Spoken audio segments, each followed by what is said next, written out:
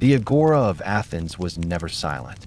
Even before the sun had fully risen, its stone-paved square carried a soft vibration, a murmur of footsteps, the rustle of baskets, the faint ring of a blacksmith's hammer echoing from nearby stalls. To walk into it was to step into the heartbeat of the city, where every detail of daily life found its place. Here, one did not need to search for stories. They surrounded you in every glance and every sound. A farmer adjusting the rope around a sack of olives. A fisherman setting his catch on a wooden board, scales glinting faintly as water dripped to the ground. A potter's wheel slowing to a stop, leaving rows of cups drying in the open air. These small, ordinary moments were the lifeblood of Athens, more telling than statues or speeches, more revealing than temples or theaters. The marketplace was not only where people bought food, it was where they measured the rhythm of their lives. Coins changed hands, gossip traveled faster than carts, and strangers became neighbors through simple exchanges. The Agora was Athens itself, noisy yet thoughtful, practical yet full of wonder. To understand the city, one needed only to stand here, among its vendors, philosophers, and curious children, and feel how deeply the market held together the fabric of daily existence. The first light of day touched the city of Athens softly, painting the stone walls of homes in pale gold. From the hills above, the city looked peaceful, still wrapped in the quiet of early morning. But down in the heart of Athens, in the broad open square of the Agora, the stillness had already begun to break. Here, the market stirred before the city itself fully awoke. Vendors arrived early, carrying baskets on their backs, pushing small carts, or leading donkeys loaded with produce. The air was cool but alive, filled with the muffled thud of wooden wheels on stone, the low voices of traders greeting one another, the clink of pottery stacked carefully for displayed at this hour. The Agora was not yet crowded, and that was its own kind of beauty. The square, framed by colonnades and scattered statues, still held shadows. Only the first rays of the sun fell across the paving stones, catching on the polished bronze of scales and coins, making them flicker like fire. The smell of earth rose from baskets of vegetables freshly pulled from fields outside the city, onions with their long stalks still damp with dew, bunches of herbs bound together with twine, clusters of grapes glowing faintly in the light. Nearby, a fisherman spread his catch on a rough wooden board, the silver of scales gleaming as he sprinkled water to keep them fresh a little longer. His voice was low at first, but soon it would rise, joining the chorus of the day. The Agora was not simply a place of buying and selling. At dawn, it felt like a theater preparing for a play. Every vendor knew his role, every stall had its rhythm. A baker carried baskets of bread still warm, their scent drifting through the air, soft and comforting, as if to welcome the city into wakefulness. Potters set out cups and bowls in neat rows, their surfaces catching the pale light. A shepherd's boy leaned against a wall, holding tight to a goat that bleated softly, waiting for buyers who might want fresh milk. And already, in a shaded corner, men gathered to speak, not of goods, but of politics, of philosophy, of the latest news. The marketplace was never only about food. It was about voices, about connection, about the pulse of the city itself. The sounds grew gradually, as if the square itself was breathing into life. A jar tipped, rolling gently against another with a hollow ring. A coin clinked as an early customer bought a handful of figs. The steady scrape of broom bristles swept dust from a stall's threshold. Merchants cleared their throats, rehearsing the calls they would soon shout more boldly as the crowd thickened. And through it all was the murmur of conversation, the quiet music of a city slowly waking together. There was a kind of harmony in this daily ritual. Farmers who had risen before dawn to bring their harvest found places they had stood in 100 times before. Fishermen set up in familiar spots where buyers knew to find them. Children, half asleep, carried smaller baskets for their parents, yawning but smiling at the sight of familiar faces. Neighbors exchanged greetings, not hurried, but patient, for in this early hour time still felt generous. Even the stray dogs that roamed the agora knew their places, weaving between stalls, lying at the feet of merchants, their eyes half closed as if they too waited for the day to fully begin. To stand in the agora at dawn was to feel the city's heartbeat in its gentlest rhythm. Later in the day, the square would be full, noisy, almost overwhelming with shouting, bargaining, and laughter. But in this moment, there was balance. A man adjusting jars of oil on his stall paused to watch the sunlight creeping higher on the marble columns.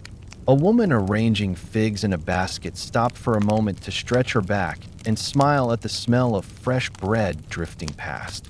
Even those who came here every day could not help but feel that this hour was special, a calm breath before the storm of the day. The agora belonged to everyone, and at dawn, everyone's presence seemed equal. The rich sent servants to purchase grain, but those servants walked the same stones as the poorest farmers. Philosophers leaned on the same colonnades where traders stacked baskets. Children darted between legs as freely as dogs. The boundaries of class and status, so sharp elsewhere in the city, seemed softer here. The market's rhythm pulled all into the same flow, buying, selling, talking, listening. It was, in its way, the most democratic of spaces, the square where the life of Athens revealed itself in ordinary details. And so the city awoke, not with fanfare or ceremony, but with the steady unfolding of the agora. As the sun climbed higher, shadows retreated, colors deepened, voices grew louder. Bread, fish, fruit, herbs, oil, honey, pottery, tools, all filled the square with sight and scent, weight and promise. But for those who came early, who stood in the half-light and watched the market wake, there was something quieter, more enduring. As the sun rose higher above Athens and shadows began to shrink along the edges of the agora, the quiet murmur of dawn gave way to a swelling tide of voices. If the early morning had been soft and patient, the later hours carried a rhythm far more insistent, like a steady chorus filling the great open square. The marketplace was alive now, not only with sights and smells, but with sound, a layered music of shouts, laughter, bargains, and arguments that wove together into something unmistakably Athenian. To stand here was to feel surrounded by the voices of the city, each one carrying a story, each one adding to the pulse of daily life. The vendors began it. Their calls rose above the crowd, not random but practiced, each one sharp enough to catch the ear of passers-by. The fisherman shouted the freshness of his catch, his voice deep and hoarse from years of calling across waves and streets alike. He lifted fish high in his hands, scales glinting in the light, while his words promised that no better catch could be found that day. The baker's cry was warmer, scented with the comfort of bread still steaming in baskets. He called not only to the stomach, but to memory, reminding people of the smell that always drifted from his stall. The potter's voice was steadier, quieter, but insistent, offering bowls and jars, strong and simple, meant to last through seasons. Together, their cries rose and fell like waves, no single one dominating for long, but each shaping the flow of the crowd. The buyers answered with their own voices, sometimes as loud as the vendors, sometimes quieter but no less firm. A woman bargaining for olives leaned close, her voice sharp, questioning the fairness of the price. A farmer seeking tools for his field spoke with a steady tone, respectful but cautious, measuring every coin he might spend. Children's voices cut through, bright and impatient, begging for figs or honeycombs, their pleas mingling with the laughter of merchants amused by their persistence. Every sound overlapped, layered, filling the square not with chaos, but with a rhythm as natural as breathing. There was no silence here, but neither was there disorder. Each voice had its place, each sound its weight. The shuffle of feet on stone, the clatter of amphorae being set down, the ring of coins counted carefully in a buyer's hand, all blended with the calls of vendors and the replies of buyers. The marketplace spoke as a single living body, though made of thousands of tongues. One could close their eyes and still know they were in Athens, in its agora, by sound alone. What was most striking was how human the voices were. Not polished, not rehearsed, but raw and alive. A fisherman's shout cracked with urgency. A potter's words carried dust in their tone. A farmer's laughter rang with weariness. Buyers argued, teased, pleaded, questioned. Neighbors greeted one another with warmth. Strangers tested one another with caution. Philosophy and politics were whispered in shaded corners, their quiet tones contrasting with the loud calls for bread and fish. The agora's voices carried the full range of life itself: necessity, joy, frustration, humor, thought. For a visitor, the noise might seem overwhelming at first. Yet for Athenians, it was music they knew by heart. Each cry and reply was familiar, each rhythm repeated day after day. They could tell by sound alone which vendors had arrived, which farmers had brought large harvests, which fishermen had been lucky at sea. The voices were signals, not only of goods, but of the city's well-being. A loud, confident call meant abundance. A softer, strained one might signal scarcity. Buyers listened carefully, just as vendors measured the tone of a bargain. Words were as important as coins here, shaping deals, building trust, sustaining relationships. And so the voices continued, hour after hour, shaping the square as surely as the sun overhead. To walk through the agora was to be wrapped in a living language, to be part of a conversation that never truly ended, only paused with the fall of night. The vendors' cries, the buyers' bargains, the laughter and the arguments, they were not only the sounds of commerce. They were the sounds of Athens itself, carried on the air, echoing against stone, marking the city's heartbeat in every word.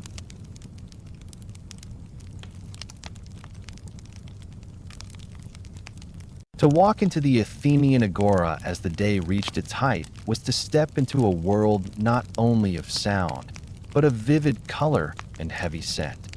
The air seemed painted, layered with images and fragrances that told their own stories of harvest, of sea, of field, of craft. Even if one closed their eyes, they could still know where they were, guided by the perfume of herbs, the sharpness of fish, the sweetness of fruit, the tang of olives and oil. And with eyes open, the marketplace became a living tapestry. No two stalls alike, no two corners without their own hue or breath. The colors first struck the eye in the stalls of fruits and vegetables. Pyramids of figs gleamed dark purple, their skins split faintly with ripeness, revealing the crimson within. Clusters of grapes, green and gold and violet, hung heavy in baskets, their surfaces still dusted with the pale bloom of the vineyard. Pomegranates lay open, their jewel-like seeds spilling scarlet into the sunlight. Alongside them, earthy onions sat in piles, their skins copper and gold, while bunches of green herbs brightened the shadows with parsley, mint, thyme, and dill tied in careful bundles. Carrots, radishes, and beans added splashes of red, orange, and deep green. Together, these stalls looked less like a market and more like a painter's palette, scattered with shades pulled from earth and sky, not far away. The fishermen's stalls offered a different display, one that glittered silver and gray beneath the sun. Fish lay in rows, their scales catching the light, some with a shimmer like quicksilver, others darker, almost blue. Octopus hung from hooks, their tentacles swaying gently with every passing step, their skin mottled and strange. The smell here was sharper, more insistent, the briny tang of the sea carried inland.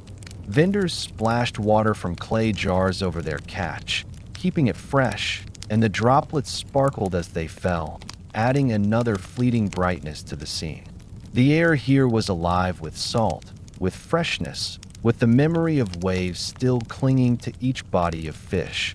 The baker's stalls drew buyers with warmth and color of their own. Round loaves, crusts golden and cracked, lay in neat rows, their surfaces dusted lightly with flour. Smaller rolls glistened faintly with oil, some topped with seeds that added both taste and decoration.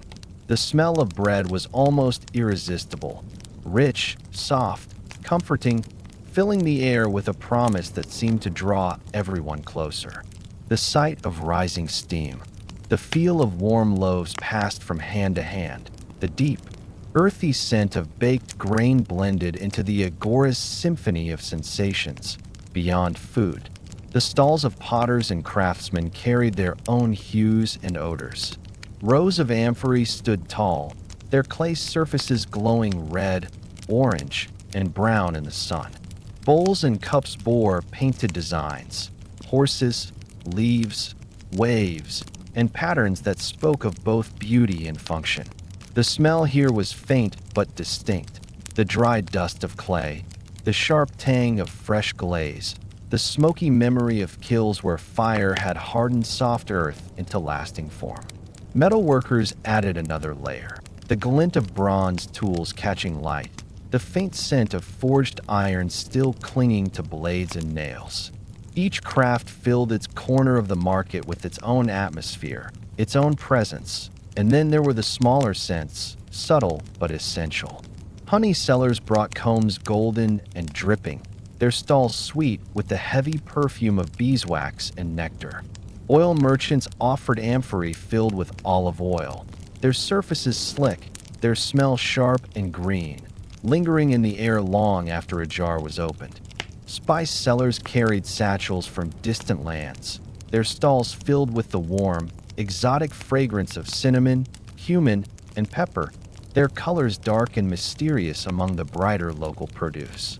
Even leatherworkers added to the mix, the rich, heavy scent of hides tanned and worked into sandals or belts clung to their stalls, blending strangely but unmistakably into the chorus of odors. Together, these colors and smells made the Agora a place of immersion, overwhelming but beautiful. The brightness of fruit, the shimmer of fish, the golden crust of bread, the gleam of bronze, the red glow of clay. Each scene passed quickly, yet lingered in memory. The sweetness of honey, the sharpness of fish, the freshness of herbs, the warmth of bread, the tang of oil. Each scent mingled into a perfume that was at once chaotic and comforting. To walk the square was to walk through layers of sensation, each stall offering not only goods, but an experience of sight and smell that defined the life of the city that I in this way. The Agora was more than a market. It was a feast for the senses, a place where daily survival met beauty, where practical exchange became an art of colors and odors. For Athenians, these sensations were ordinary, woven into life so fully that they barely noticed them. But for anyone who paused, who truly saw and breathed, the Agora revealed itself as a canvas painted fresh each morning, alive with shades and perfumes that told the story of Athens more clearly than any speech or monument. The Agora of Athens was never just a market. Yes, it was a place of food, of jars of oil and baskets of figs, of fish displayed on wooden boards, and bread still warm from the oven. But woven into the daily rhythm of trade was something quieter yet more enduring: conversation. Here, among the stalls of vegetables and the cries of merchants, philosophy and thought lived side by side with commerce. The voices of buyers and sellers mingled with those who came not for goods, but for ideas. The marketplace was Athens's pantry, but it was also its classroom, its theater of thought, its open stage for questions that still shaped the world that I in the cool shade of colonnades. Away from the brightest glare of the sun, small groups gathered. Some stood, leaning against columns polished smooth by years of touch. Others sat on steps or simple stools carried with them. Their hands moved as they spoke, gestures punctuating words, their eyes bright with curiosity. They were not here to sell fish or to bargain for olives. They were here to listen, to question, to wonder aloud. Around them, the noise of the market continued. Vendors shouted. Buyers argued. Children laughed. But for these groups, the Agora offered space enough for another kind of exchange. Socrates himself was said to wander here, barefoot, plain in appearance, yet magnetic in voice. He asked questions of anyone, from farmers carrying onions to merchants counting coins, from youths strolling proudly to elders watching quietly. His method was not to declare answers, but to ask again and again, what is justice? What is virtue? What is courage? The stalls around him might be filled with jars of oil or slabs of meat, but his questions cut deeper, stirring thought in the midst of trade. Some laughed, some turned away, some grew angry at being pressed, but others lingered, drawn by the force of dialogue. The Agora gave him an audience as varied as the goods on display. Other philosophers, too, made their presence known. Young men followed teachers in small circles, their discussions drifting into the market air like another kind of music. Some spoke of politics, debating how the city should be governed, voices sharp as they compared Athens to her rivals. Others spoke of the cosmos, pointing upward as they imagined the movements of stars beyond the blue sky. Still others spoke of human life itself, of love, of family, of what it meant to live well. These conversations were not hidden in schools or closed halls. They happened here, in the dust and noise of the market, among jars and fish and figs. The Agora was both storehouse and schoolhouse, both pantry and philosophy hall. The mingling of thought and trade gave the square a unique energy. A farmer might come to sell herbs and leave having listened to a debate on justice. A merchant might pause in his counting of coins to hear a question about courage. A boy sent to buy bread might stand still, forgetting his errand, as he listened to men speak of the soul. The market made philosophy ordinary, part of daily life, accessible to anyone who cared to listen. It was not only famous names who spoke here. Ordinary men and women, too, exchanged ideas alongside goods. Gossip was its own philosophy, full of questions about loyalty and fairness. Storytelling carried lessons as much as entertainment. Even bargaining itself was a kind of dialogue, testing wit, weighing value, pushing back and forth with reason and instinct. To think in Athens was not always to stand apart in silence. It was often to speak in the marketplace, to wrestle with ideas in the same place where one bought fish or bread, the scent of fresh herbs mixed with the sound of argument. The shimmer of bronze tools caught the eye as a philosopher spoke of courage. The clink of coins echoed near a group debating what justice meant. It was all one fabric, woven tightly together. Trade fed the body, thought fed the mind, and both shared the same stones, the same air, the same square. And so, to walk through the Agora was not only to be surrounded by goods, but to be surrounded by ideas. The voices of vendors cried out the price of olives, but just steps away another voice asked what it meant to live with virtue. The hands that counted coins might, a moment later, point upward in wonder at the stars. The feet that carried baskets of bread also paused to listen to words that would outlive stone itself. This mingling gave the Agora its true soul. It was never only a marketplace. It was the living heart of Athens, where ideas were as common as figs, where thought was as daily as bread, and where the ordinary life of buying and selling carried within it the extraordinary weight of philosophy. The Agora of Athens was not only the center of local life, it was also a window onto the wider world. As the city thrived and its ships moved across the Aegean and beyond, foreign traders found their way into the marketplace, carrying with them not only goods but accents, colors, and stories from distant lands. Their presence added another layer to the Agora's tapestry, making the square not just a reflection of Athens itself, but a mirror of the larger world. To see them arrive was to witness the meeting of worlds.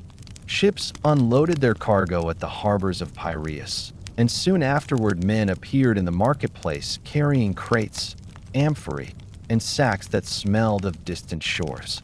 Their clothing marked them as outsiders, cloaks of unfamiliar cut, sandals stitched differently, bright fabrics dyed with shades rare in Athens. Their speech was accented, sometimes hard to understand, but their gestures were clear.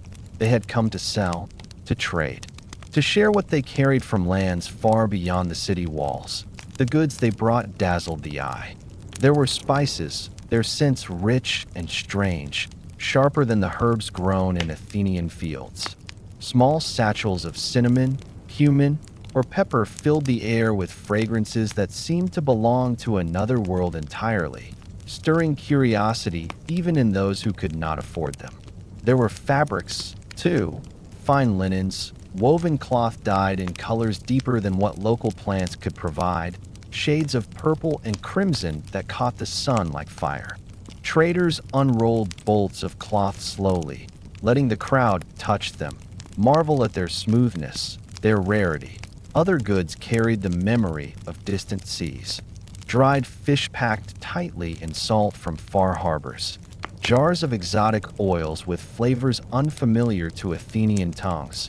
Baskets of fruits rarely seen in the city, dates.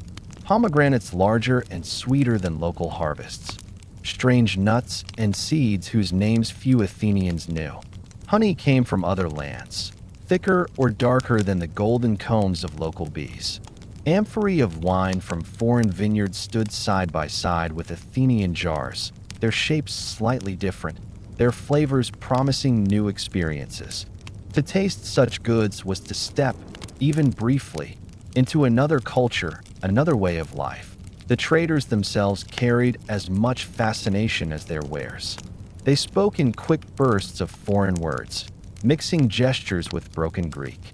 Their hands moved constantly, pointing to goods, shaping numbers, showing weight. Some had beards braided in styles unfamiliar. Others wore amulets or jewelry that seemed exotic to local eyes. Children followed them curiously, laughing at their accents, marveling at the strange trinkets that dangled from their belts. Athenians were proud of their own city, but they were not immune to curiosity, and the presence of outsiders always stirred both caution and wonder. Deals between locals and foreigners were a spectacle in themselves. Coins clinked, goods were examined closely, voices rose and fell as price was debated. Sometimes laughter ended the exchange, sometimes frustration, but always there was the sense of two worlds meeting across a shared language of trade. A merchant from a distant port might not understand every word, but he understood the weight of silver in his palm, the nod of agreement, the satisfaction of an exchange complete. The foreign traders also brought news, whether they intended to or not. Their presence was a reminder that Athens was not isolated, but connected to a web of ports, cities, and kingdoms. Their goods carried the scent of faraway lands, and their stories, even told in fragments, carried whispers of other peoples, other struggles, other triumphs. A jar of wine might come with a tale of the vineyard where it grew, a bolt of cloth with the story of the dyers who worked it, a spice with the journey across seas and deserts. In this way, the Agora was more than a market of goods. It was a market of ideas, of connections, of glimpses into a broader world. For the Athenians walking among these stalls, the exotic goods were more than luxuries. They were symbols of possibility, of horizons beyond their own. A woman touching a fine fabric might imagine herself adorned differently. A man tasting a strange spice might wonder about the land where it grew. Even those who never bought such things still felt their presence as part of the market's richness. The foreign traders reminded everyone that Athens stood at the crossroads of a world larger than itself, and that the life of the city was tied to the lives of countless others across the seas. And so the square carried not only the scents of figs and bread, not only the cries of local vendors, but also the fragrances of distant spices, the shimmer of foreign cloth. the voices of traders who came from far away. The Agora became more than Athens's heart. It became a heart that beat in rhythm with the wider world. Here, under the Athenian sun, the city met the sea, the near met the far, and the ordinary life of buying and selling touched the edge of the extraordinary. The Agora of Athens, though remembered most for its bustle of trade and the noise of daily life, was never only a marketplace. Scattered among the stalls and colonnades stood reminders that the space belonged not just to the city, but also to something higher. Temples and altars rose within and around the square, their columns and stones woven seamlessly into the life of buying and selling. For Athenians, there was no sharp line between the practical and the sacred. To purchase bread or fish, to bargain for olives or cloth, was to move through a space where the presence of the divine was always near. Watching quietly from marble steps and shadowed porticos, the eye could not wander far without noticing them. Small shrines stood at the corners, altars raised on stone blocks where offerings were placed each morning. Larger temples framed the square, their columns tall against the sky, their pediments decorated with carved figures that seemed to watch over the crowds. The smoke of incense drifted faintly on the air, mingling with the smell of herbs and fish, rising above the cries of vendors. To walk the market was to walk among sacred watchfulness, to feel that every coin exchanged, every loaf carried home, happened under the gaze of guardians older than the city itself. Merchants often placed small tokens at nearby shrines before beginning their day, a gesture of respect, of hope for fair trade and good fortune. Buyers, too, sometimes paused, setting down baskets briefly to whisper a prayer or to leave a handful of grain at an altar. These acts were quiet, not disruptive to the flow of the market, but they wove the sacred into the fabric of ordinary life.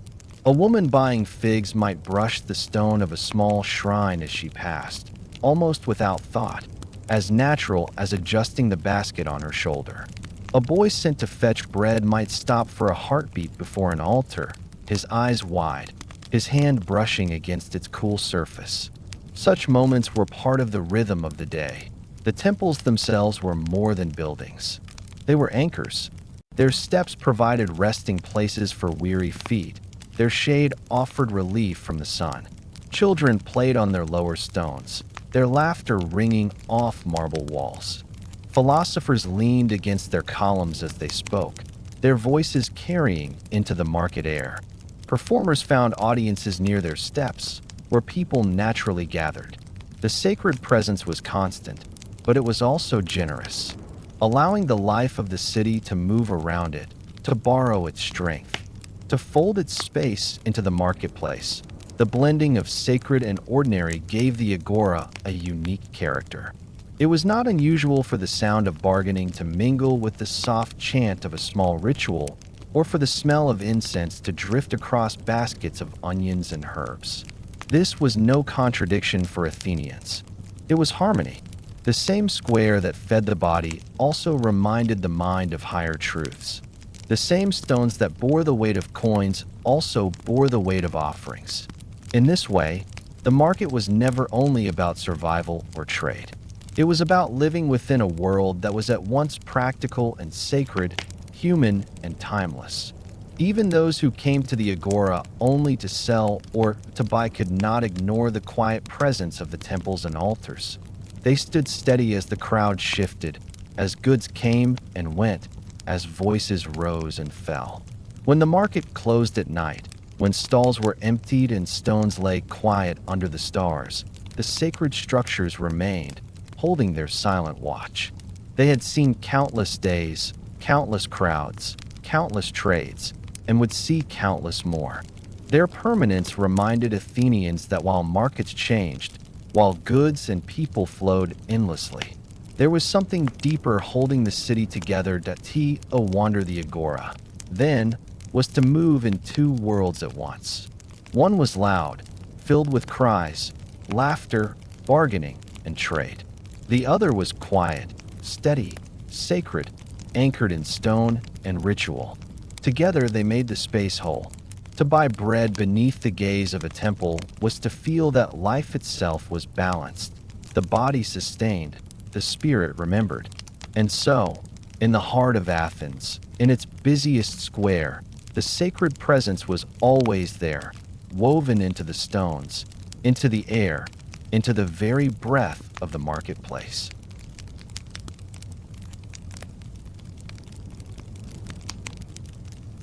The heartbeat of the Athenian agora was not only the cries of merchants or the colors of fruit piled high in baskets. Beneath the surface of every bargain, every shouted price, every hand extended, there was another rhythm, quieter but no less powerful, the steady exchange of coins and the careful weighing of goods. Without this flow, the market would have been only noise.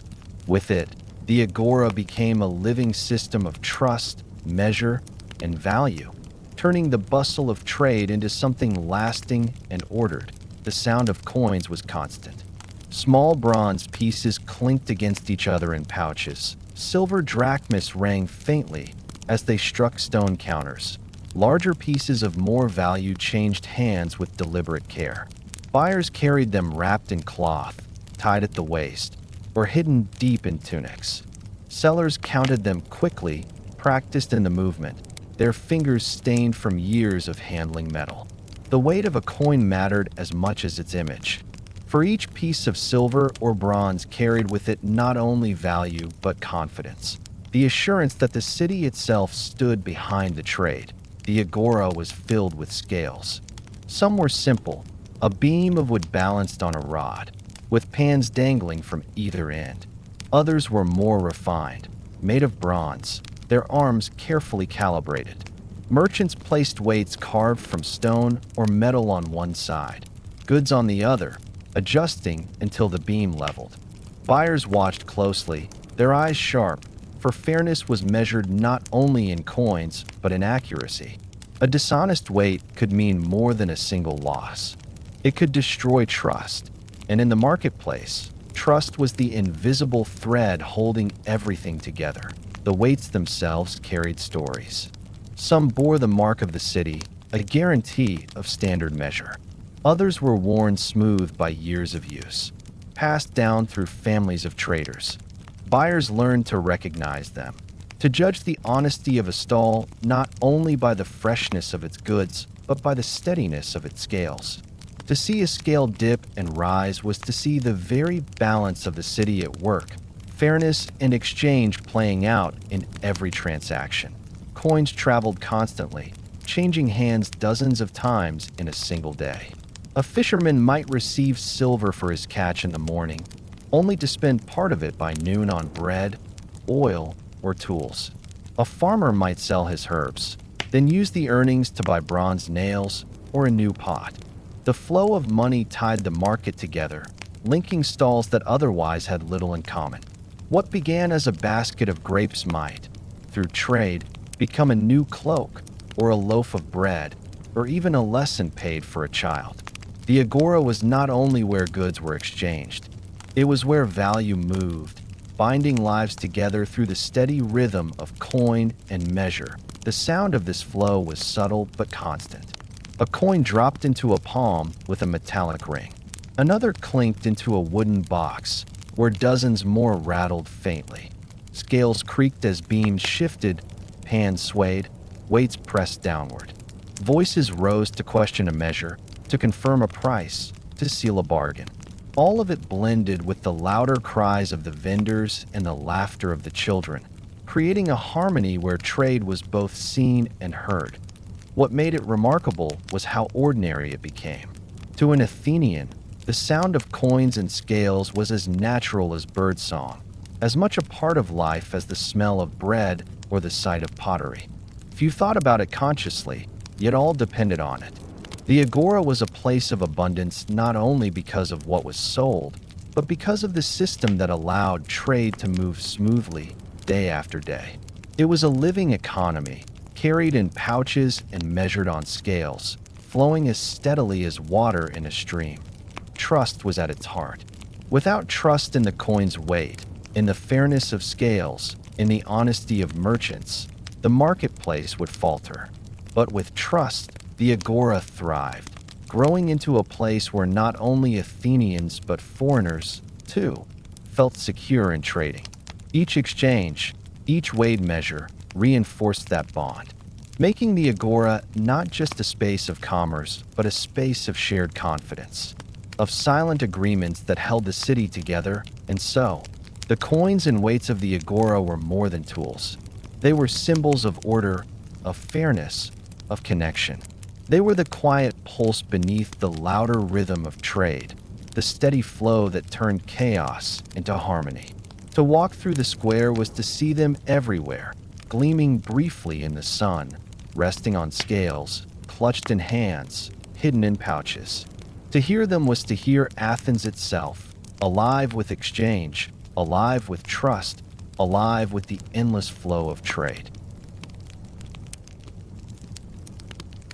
The Athenian Agora, busy on any ordinary day, became something altogether different when festivals arrived. What was already a place of life and exchange grew even fuller, louder, brighter. The square that normally held farmers, fishermen, potters, and buyers now overflowed with visitors from the countryside, with travelers, with performers eager to show their skills, with priests and magistrates preparing ceremonies.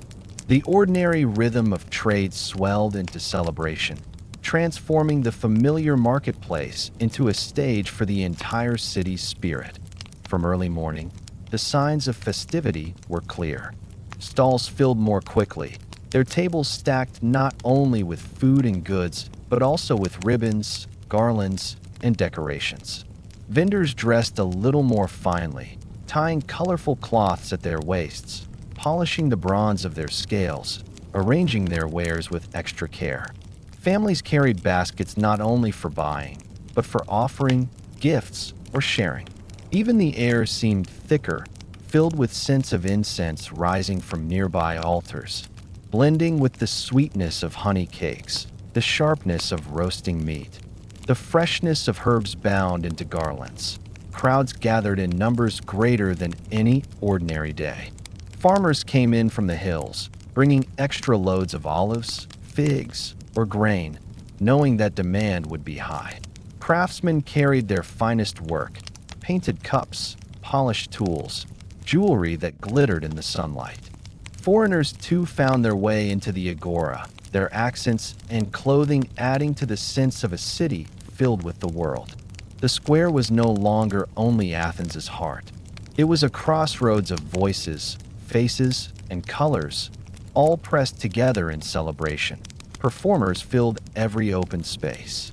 Musicians with lyres, flutes, and drums played louder and more often than on ordinary days, their rhythms carrying across the square. Jugglers tossed bright objects high above the heads of the crowd, their movements catching the eyes of children who squealed with delight.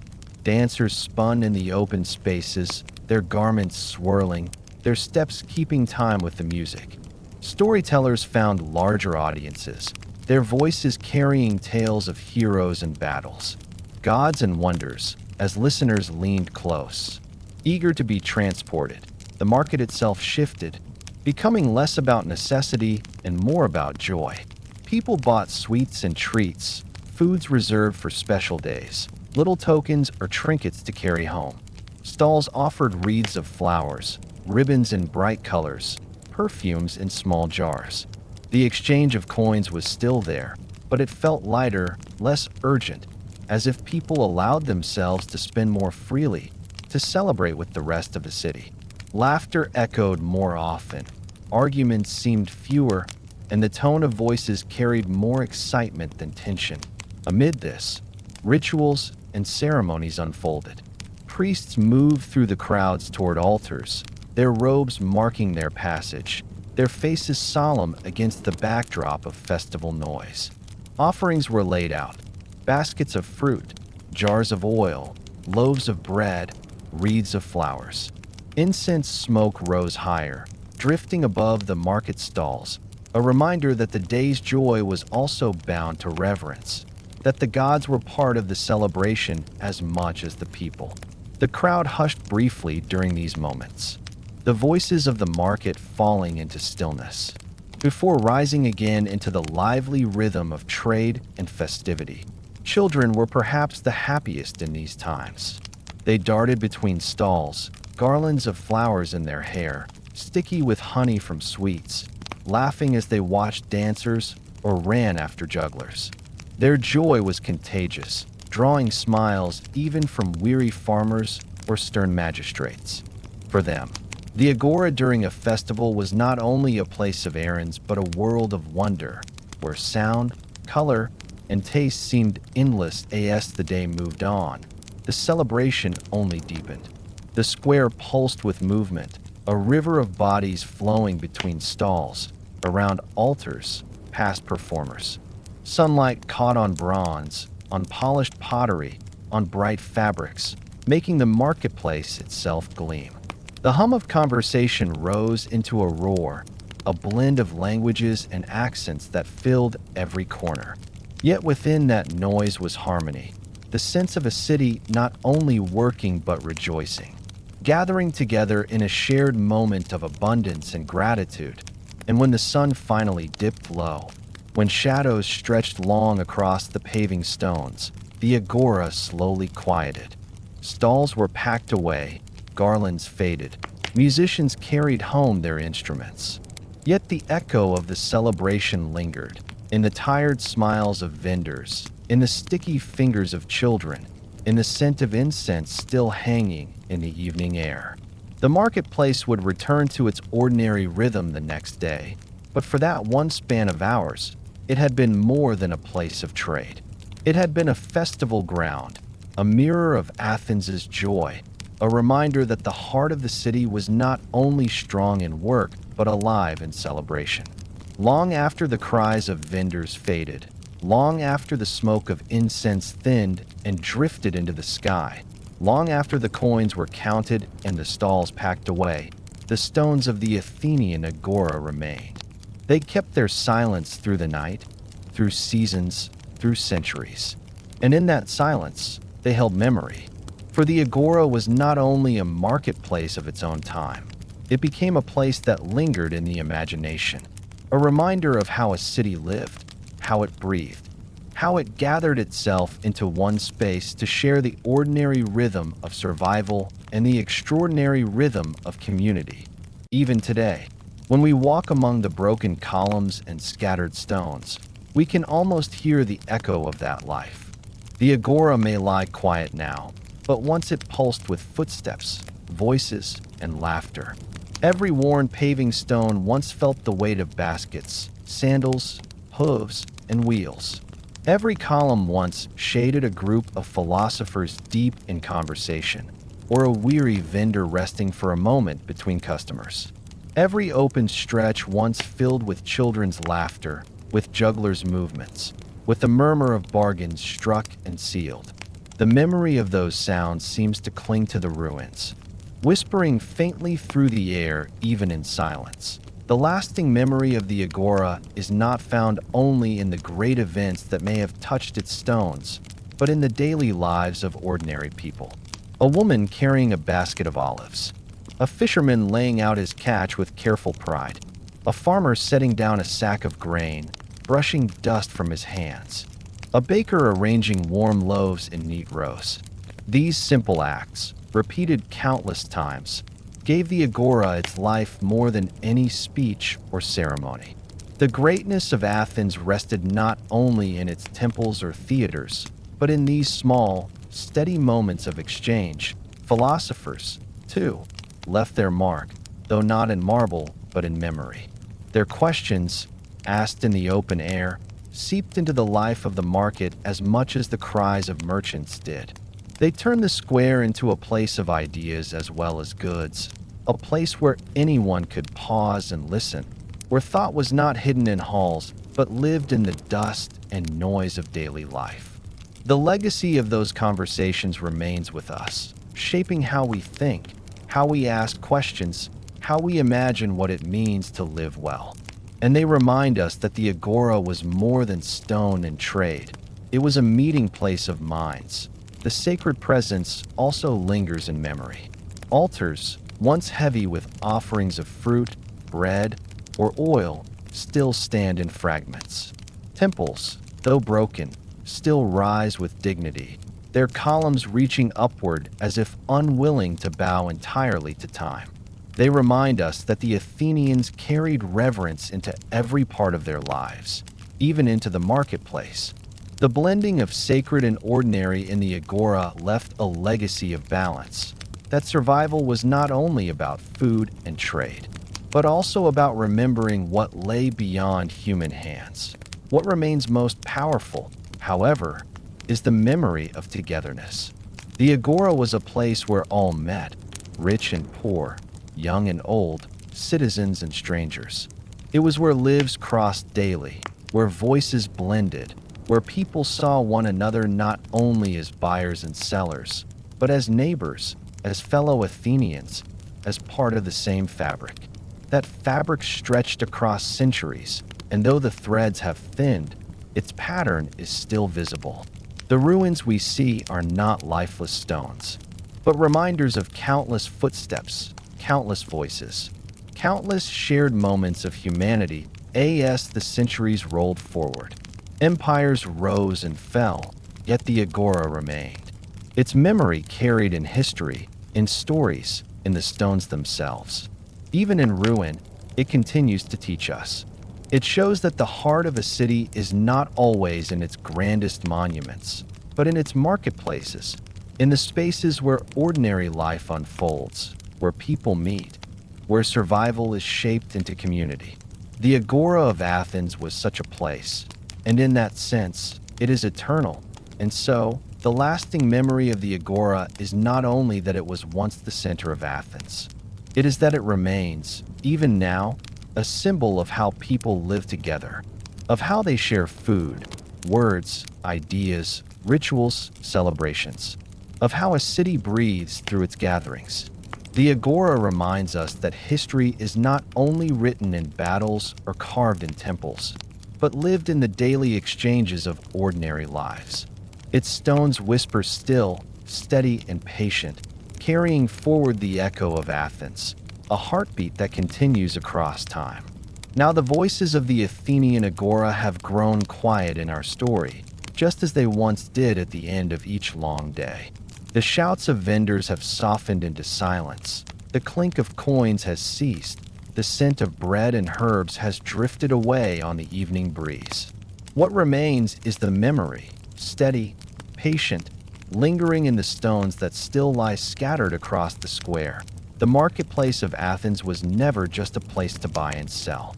It was the city's living heart, a place where fishermen and farmers stood beside philosophers, where children's laughter mingled with the measured tones of debate, where the sacred presence of temples watched over the most ordinary of trades.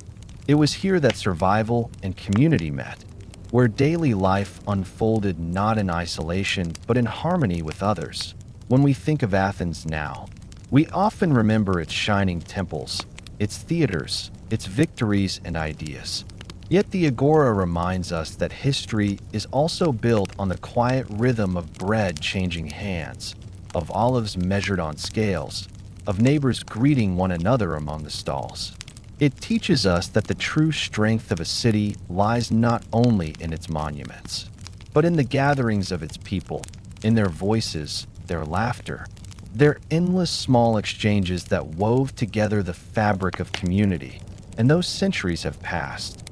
Though the vendors and buyers are long gone, the echo of their lives has not faded. Walk among the ruins today, and you can still feel it. The hum of voices in the air, the faint memory of coins on stone, the whisper of sandals across the square. The Agora is quiet, but it is not empty. It holds within it the memory of a city alive, and that memory continues to speak. As you let this story settle within you, let its calmness carry you. Picture the market at dusk, the stalls packed away, the stones cooling in the evening air. The crowds have left, the performers have gone, even the philosophers have fallen silent. All that remains is the square itself, steady and eternal beneath the stars. The heart of Athens rests, and so too may you.